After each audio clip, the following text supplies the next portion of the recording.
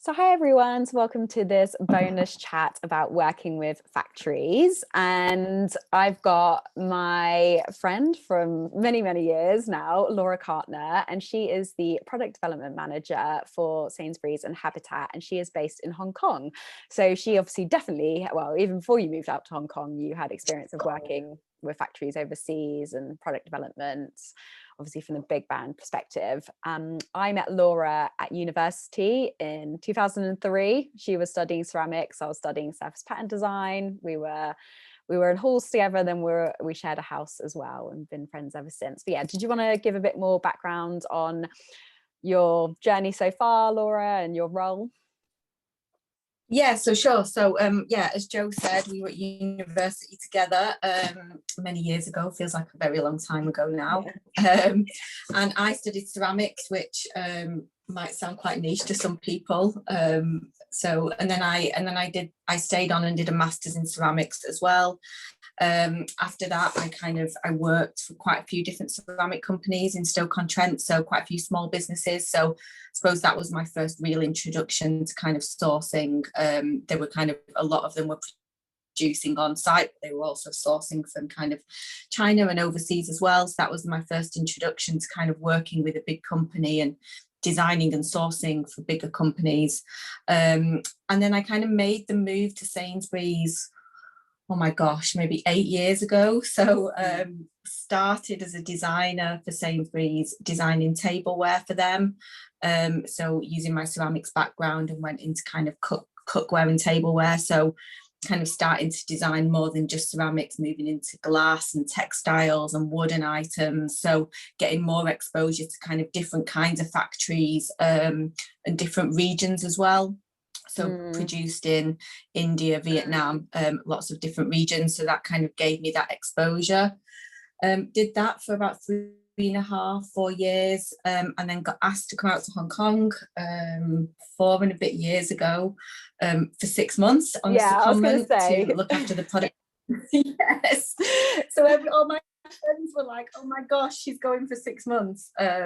And I've never really gone home. So yeah, after 6 months, they asked me to stay, and I've been here ever since. So as Joe mentioned, I manage the product development team out here.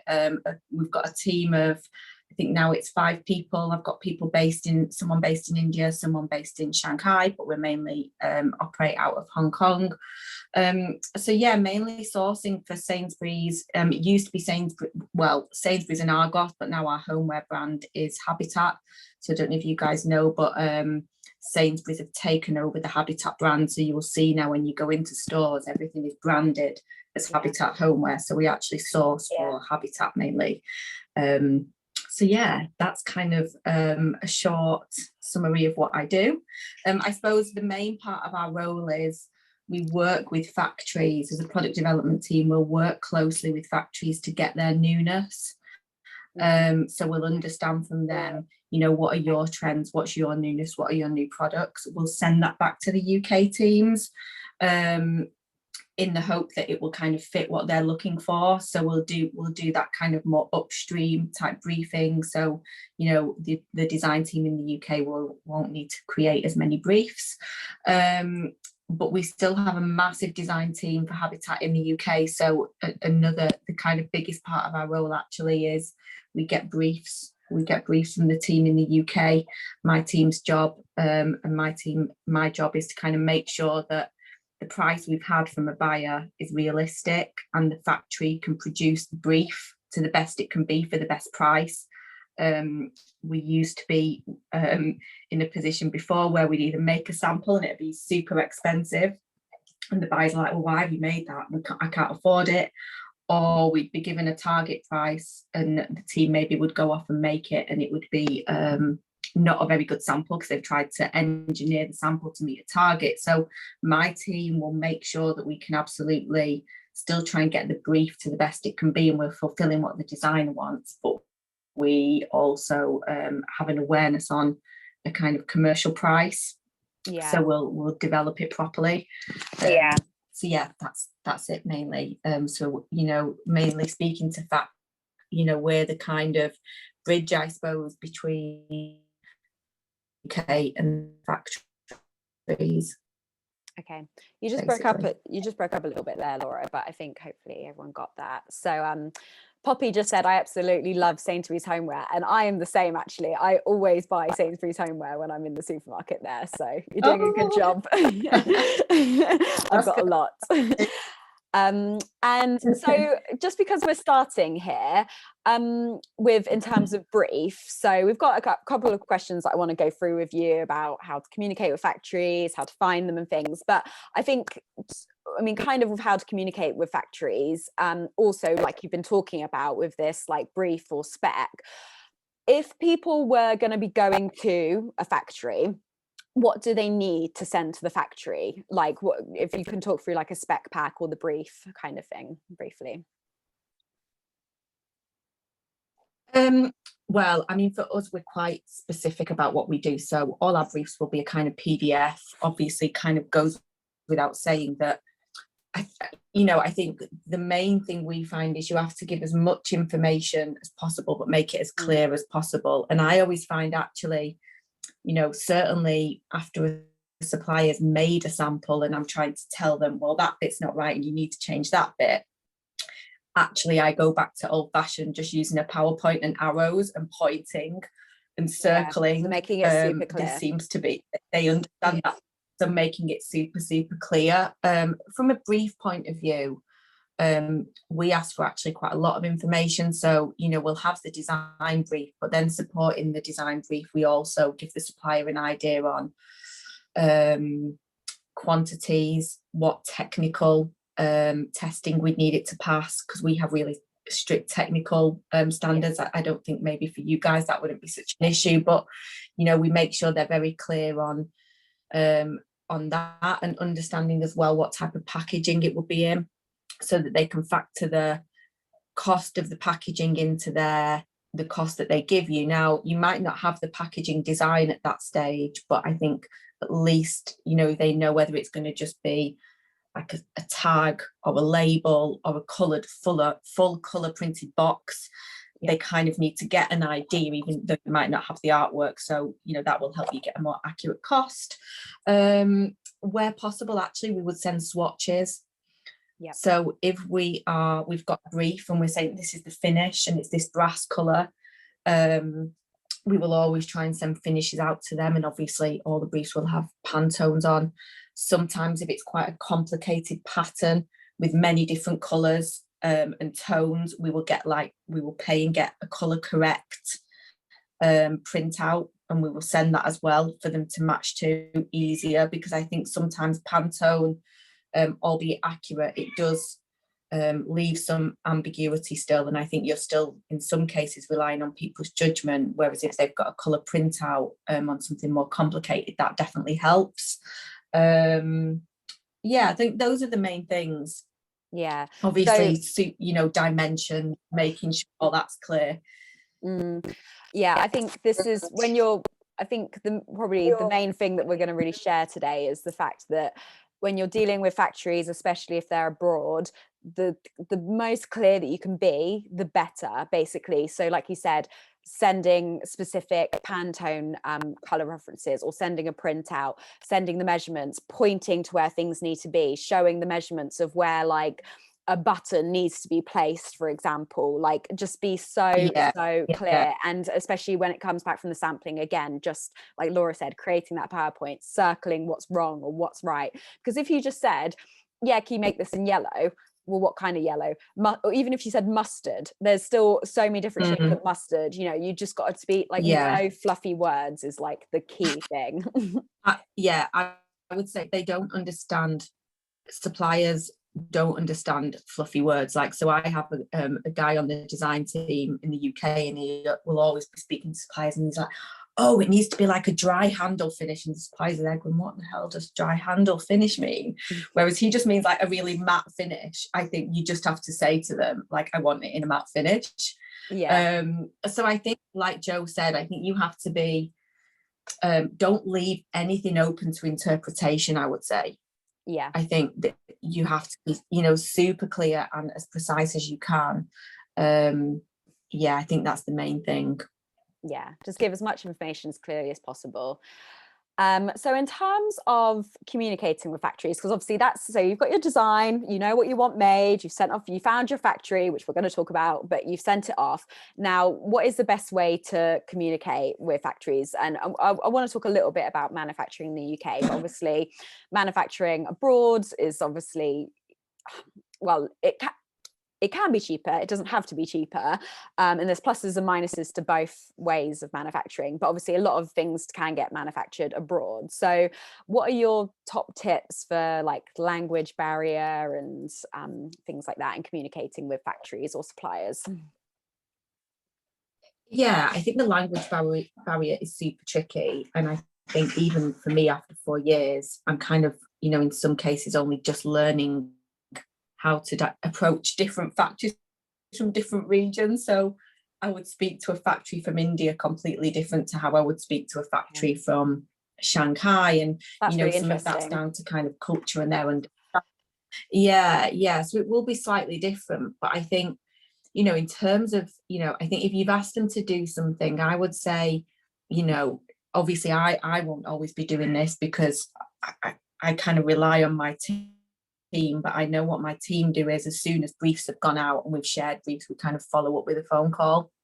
So give them a day or two to kind of take it in, review the brief, and then we'll follow up with a phone call and say, is it all clear? Do you understand the brief? Any concerns from your side? So, and what I was going to say as well is we have target prices, but we don't give them out straight away. We don't automatically give them with the brief. But yeah, so I think for us, we have to have that price in our mind. We won't always give it to the supplier unless it's a supplier we've worked with for a long time and we really trust, because we would worry they would cost engineer. But I think how we will use that is, and you guys could absolutely do the same, is as long as you've got that in your mind, when they come back with the price, and what we do is, we'll go, oh, well, why is it $8? Because actually I need it to be $5. And then you can kind of obviously have those conversations about, well, I need it to actually be a bit less than that. But I would say don't give out the target. I think just to touch on follow up with a phone call is great. Okay, yeah. So I was just going to touch on when you said cost engineer as well, just because from what I understand from that as well, it's like if you say, my target for this, and factories will also ask you, especially if you're new, they'll be like, how much do you want to pay? If you say, yeah, I want to pay £8 for this, and it's going to cost them £5, then they'll go, okay, great, I'll do it for you for £7. And this is why you never tell them what you want to pay, because it's up for them to give you a price. Otherwise they'll just, they could overcharge you, and people will. So never give a price up front. Yeah, I would say definitely at first when you start working with a supplier, maybe after that relationship's built over a year or two and that trust is there, it might be something different. But I think definitely in the beginning, Joe's right, like they could completely be like, oh yeah, well I've just got a right bargain. I got a right bargain for you. Yeah. So what about when you've had the follow-up call? So what about like managing that process of going through when they are manufacturing and the production, basically? Yeah, and I think it depends by supplier, but certainly I would say if that's a new supplier and it's the first time you've started sampling with this supplier, what I would say is maybe a weekly catch-up call might help. Where are you up to on the sample? Like normally what we will do is, once we've sent the brief and we know they understand it, we'll obviously give quite a strict critical path. Then we expect the brief, the sample, so we'll be like, oh, well, we need the sample this day, these are the dates we're working to. We'll make sure that they are very clear on that. And I know my team will be speaking to factories, maybe not every day, but certainly every few days, and they're doing that through kind of WhatsApp and WeChat. Okay. So I know, like, definitely WeChat's super useful, and I know a friend who's worked here as a freelance kind of product developer dealing directly with factories, and she did everything on WeChat. So you can kind of share files and pictures really easily. So it might be that once they've made the mold, they can easily send you an image and be like, here's the picture of the mold, are you happy? Rather than you maybe won't need to have a kind of phone call with them all the time. You might be able to just communicate through kind of WhatsApp, or I suppose WhatsApp in China isn't really accessible, but definitely WeChat. So that might be easier, I think, because email is quite clunky. It's a bit more instant. I think just sharing images and comments back and forth that way. Yeah, a bit quicker. Yeah. Cool. So that would be, I think, probably the best way. So having like a clear, and would you set out that critical path, or would the factory, do you feel, would do that? I suppose Sainsbury's probably sets out their own critical path or habitat. Yeah, we set out our own critical path. But I suppose, you know, when you first meet the supplier, if it is, you know, assuming it's a new supplier you're working with, you would ask those kind of questions from them. So, you know, what's your sampling lead time? What's your production lead time? And then in a way, you know, that will help you form your idea of what the critical path should be. Yeah. So I think when you first meet them and you ask those questions, that will help you to build that critical path in your mind. And then obviously, if they're then coming back to you and saying, oh, well, it's going to be 10 weeks, you can be like, oh, well, hang on, originally you told me it was only 4 for a sample. So I think it's good to have that communication with them from the onset, so you've kind of got it for reference. But so then that kind of gives you some power to kind of set those critical path expectations, I would say. Yeah, because I think if they say, oh, it's going to be all ready in, like you said, 4 weeks, you call in 4 weeks and like, oh, we haven't even started sampling yet, and you're like, we're already 4 weeks behind schedule then, you know. So again, so it's finding out lead times, delivery dates, if you know, and if you're new, obviously getting that request and critical path from the factory, but also then working yours up as well. But yeah, there's the pilot run, then there's the production, quality check, finishing, and then obviously shipping it over to you as well. So, you know, it is a process. That's why having like this critical path in.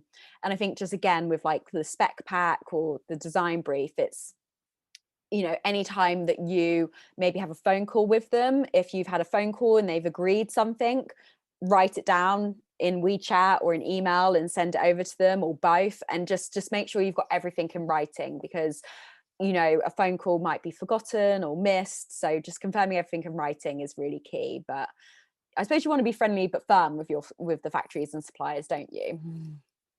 Yeah, definitely. And I think, that's the approach we take. So, you know, obviously we try to build that relationship, but we also have to kind of, like you say, Jo, be quite firm, because we also have like deadlines to meet. And for us, you know, whilst we're absolutely kind of supporting the supplier side, we also have that duty to kind of make sure the products get landed on time and support the UK business. So I think the follow-up on email is definitely a good shout. So, you know, I had an example a few months ago where a supplier was just really, really struggling to understand what it is we were wanting. We had samples time and time again that were just incorrect.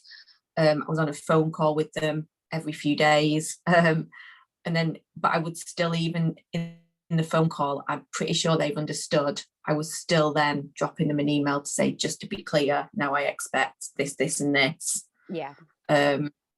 So I think definitely that can't hurt. So it may be that if you're having conversations on WeChat about something and then that reaches a decision, you might then want to also then follow it up with an email. Yeah, definitely. Because it is hard, like you say, Jo, to then backtrack if something goes wrong, to try and backtrack through WeChat or WhatsApp to find that history. Yeah, that's true. Really difficult. Yeah, so just definitely have everything in writing and have that buffer time as well. So is there any questions that you would ask when you're like either finding a factory or using a new factory or supplier at all?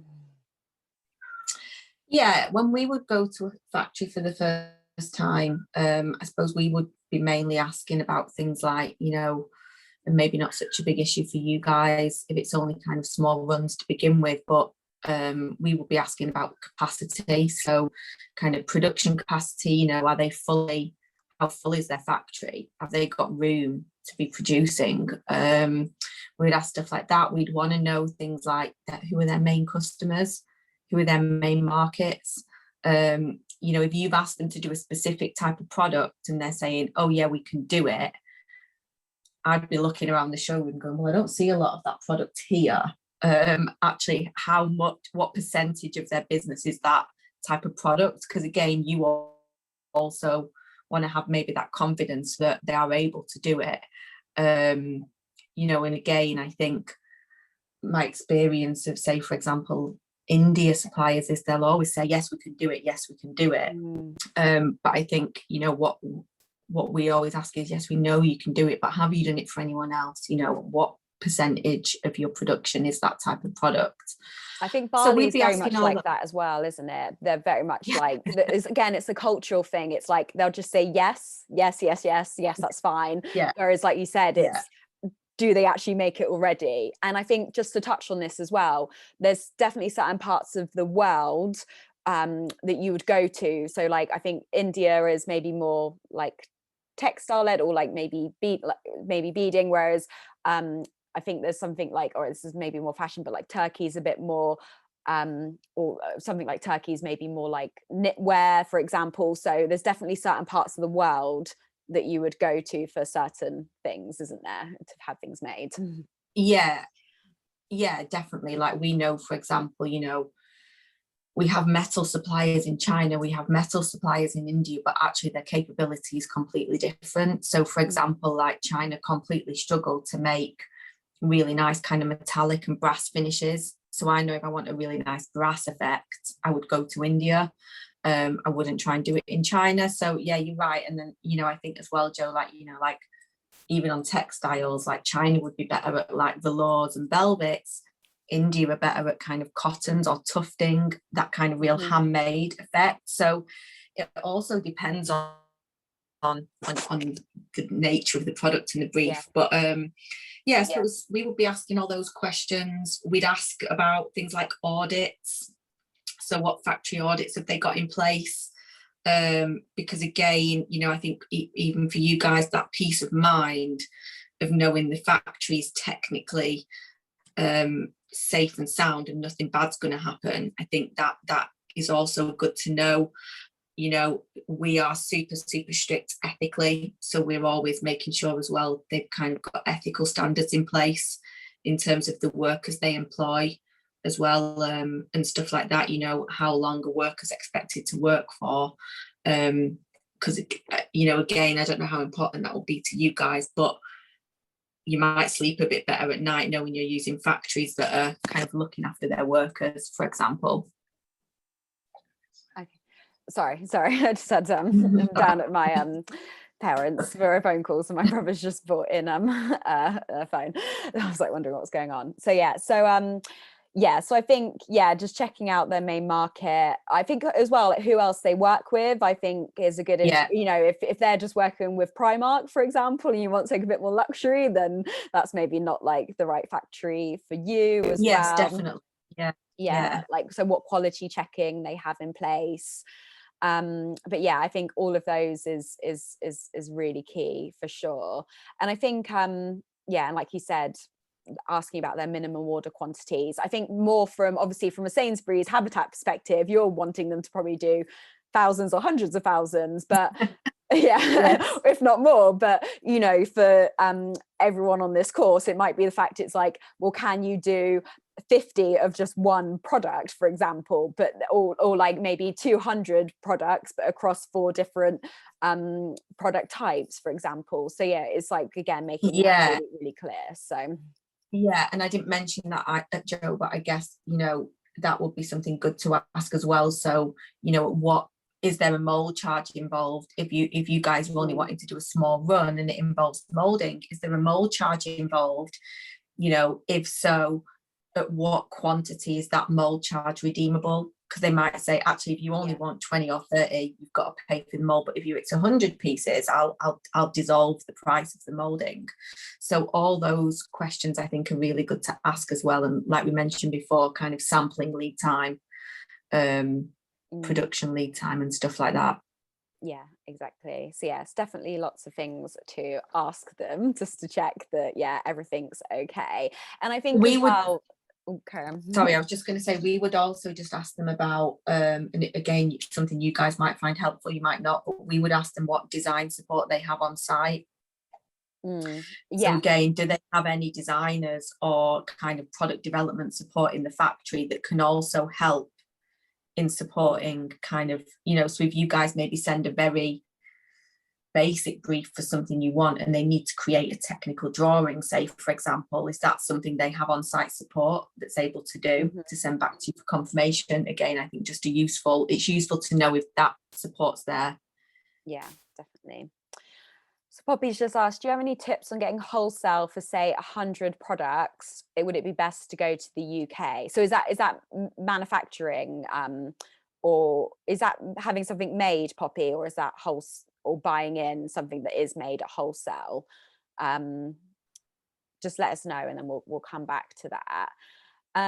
Okay, great. So what else did I want to chat about? So I think the main custom candle jars. So that would be so you basically, and I know I've sort of flipped between as well. So basically, just to define, like, a factory is where you have your product made, and a supplier is like a middleman. So like, you could find a supplier who then deals with the factory on your behalf. Basically, a supplier you will pay more for, but you've obviously got that bit more of an ease. But a supplier might have preferred factories they work with, they might get a kickback, but it's just things like things like this to consider, whether having a supplier would be easier for you to start off with.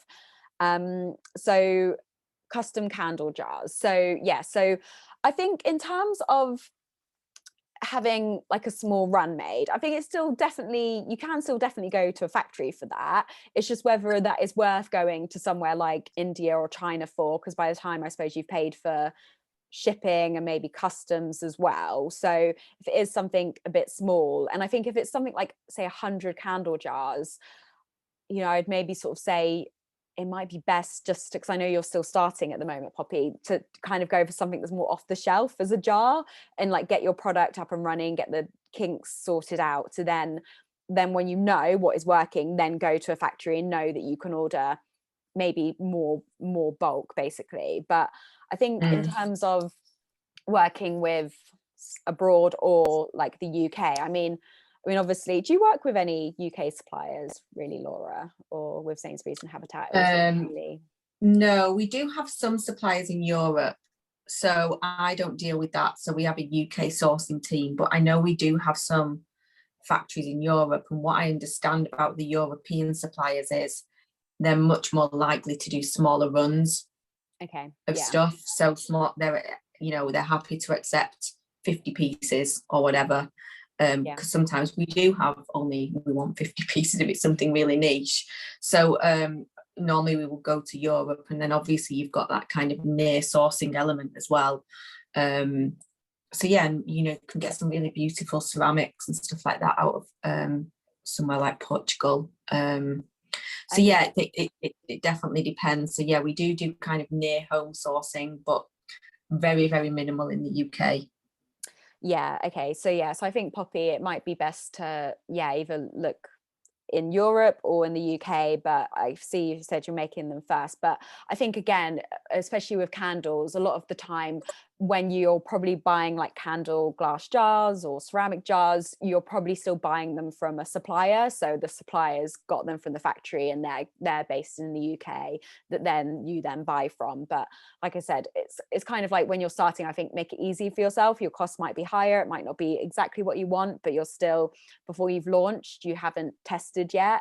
And as soon as you do sell, you've got so much more data to then inform how to develop the range on as well. But I think, just to touch on manufacturing in the UK, I mean, it's just probably, or UK or even Europe, it might be easier to build relationships. There's not so much of a time zone change.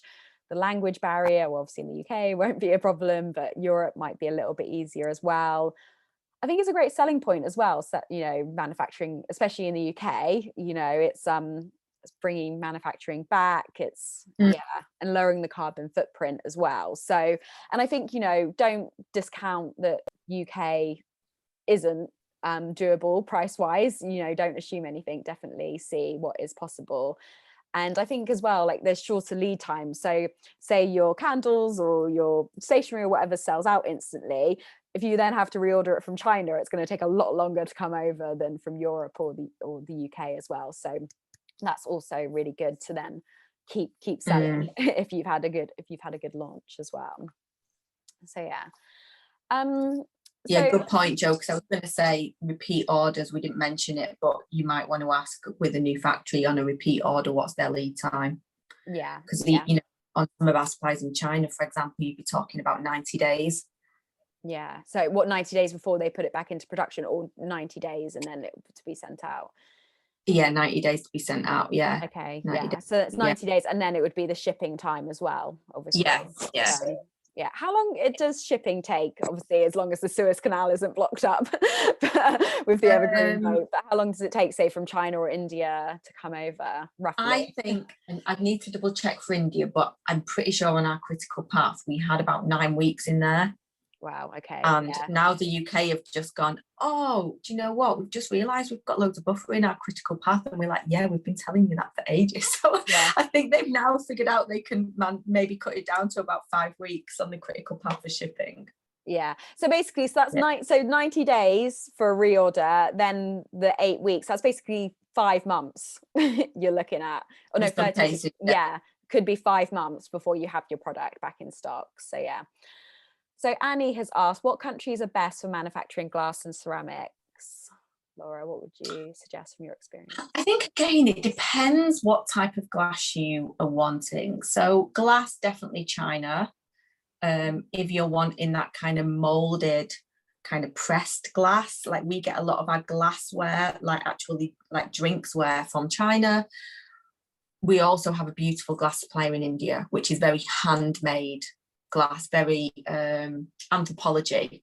So if you ever go into anthropology and you see the glass, beautiful glass candles, they're from that supplier. So it depends really. And then again, we've got glass suppliers in Europe for like recycled glass as well. So I think Poland as well is big for glass, but again, Poland would be more kind of mass manufactured glass. So it kind of really depends on the style.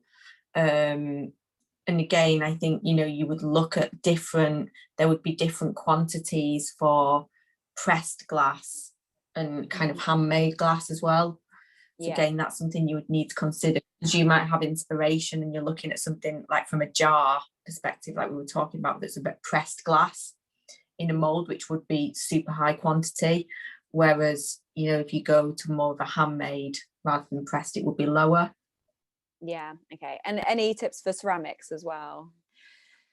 Ceramics, again, depends. So China mainly, we've got quite a few in China, kind of Chaozhou, that area, not too far from Hong Kong, and then Portugal. Like my preference is Portugal. I love the ceramics from there. So again, it totally depends what you're looking for. Is there like a cheap UK I feel to some extent, but it's because the potteries in Staffordshire, where we went. So we went to university in Staffordshire, so that's where we met. And is there sort of, I suppose quite a good way to think about it. If you're looking, say if it's like stationery or a lampshade or wherever, probably going into shops and like looking at where it's made is going to start giving you that point of where to then go for that. So if you head into Habitat or Argos, maybe not so much Argos, or Anthropology, so have a little look where things are made. So actually, we do put it on our label. So we have to, and you'll see when you look at our products in store, everything will have where it's made, what region it's made in. We are talking about at some point in the future moving towards it's called HIG index. So we have to actually say the factory it's made in. Oh, really? H&M homeware tell you the factory they produce in. Ooh, so if you go onto H&M. So if you go onto H&M's site and you look at a product you like, you can actually go into the product and it will tell you the factory where it's made and the country, obviously. Such a good tip. That is gold right there. Cool. Okay. And just because Poppy's asked, where would you find a supplier for Europe? Alibaba. So this is the last bit I wanted to chat about. So just how to find factories. So I think I don't know if I would ever and probably Laura wouldn't like ever maybe recommend us as factory or supplier, because I think it's always, you've got to do your own due diligence and find out yourself. But just in terms of where to look, is there's definitely directories. So Alibaba, obviously, but obviously that's huge, and it's quite China based. There's other ones as well, such as Compass, so Kompass, and then Squetch, so Squetch. They might be a bit more fashion based though. But then in England, there's websites that's called Let's Make It Here and Make It British. So definitely check out those as well. So, you know, again, it's easier. But checking, you know, at trade shows when they're back open, chatting to people there as well. For sure, definitely chat at trade shows. And like I said, there is manufacturing agents as well that you can look up. Again, it will cost more money, but they will help you, guide you through the process. So, you know, it's that weighing it up. And there is Sourcing Playground and Utelier, Ytelier. So you can check those out. But is there any other tips that you would, I suppose, word of mouth as well, Laura? Referral? Yeah, word of mouth. I suppose we're quite lucky in that, you know, and certainly from my point of view, we've got a massive sourcing team out here who will normally do that work for us. So their kind of main job is to go out and find factories. But, you know, we'll have people who've worked at maybe other businesses, and they'll come in and go, oh, where I worked before, we had this supplier. So word of mouth, definitely. Trade fairs mainly. I mean, we go to, when it was open and before COVID, we would always be at Canton Fair. If anyone has ever been to Canton Fair, it's bloody awful. Like, you would not really want to go there. And obviously that's only for factories mainly in China. But I think if, you know, potentially if you had an idea on where you wanted to source from, a lot of countries do have their own trade fair. So, you know, I know like India have one once a year.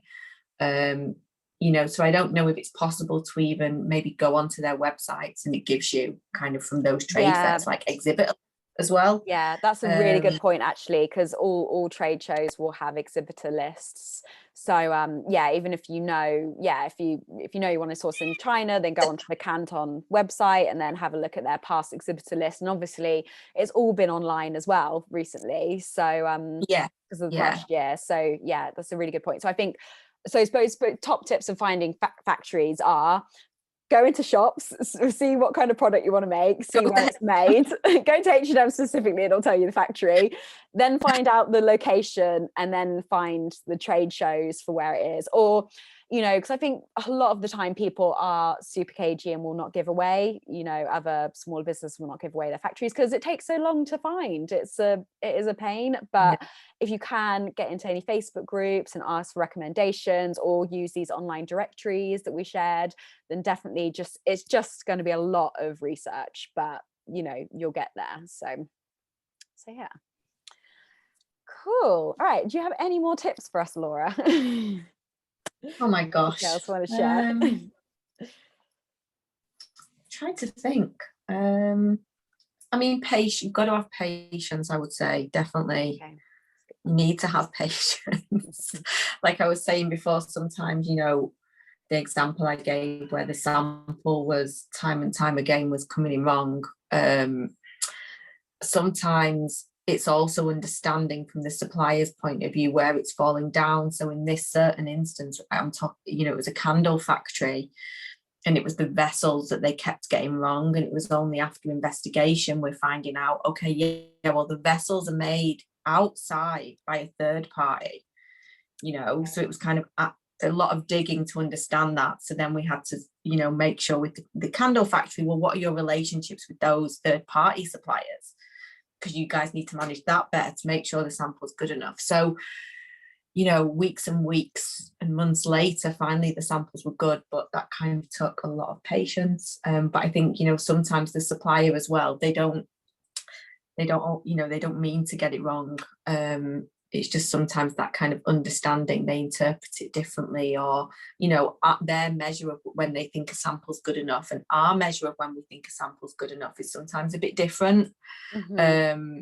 So again, I think any guide you can kind of give around that in an early stage, almost to, like I say, giving them swatches or even a benchmark of a material, or, you know, if you've got a label, for example, even something so small as you want a label on your product, but you've got a swatch of the type of paper you want, send it to them, because you're more guaranteed to get a good sample.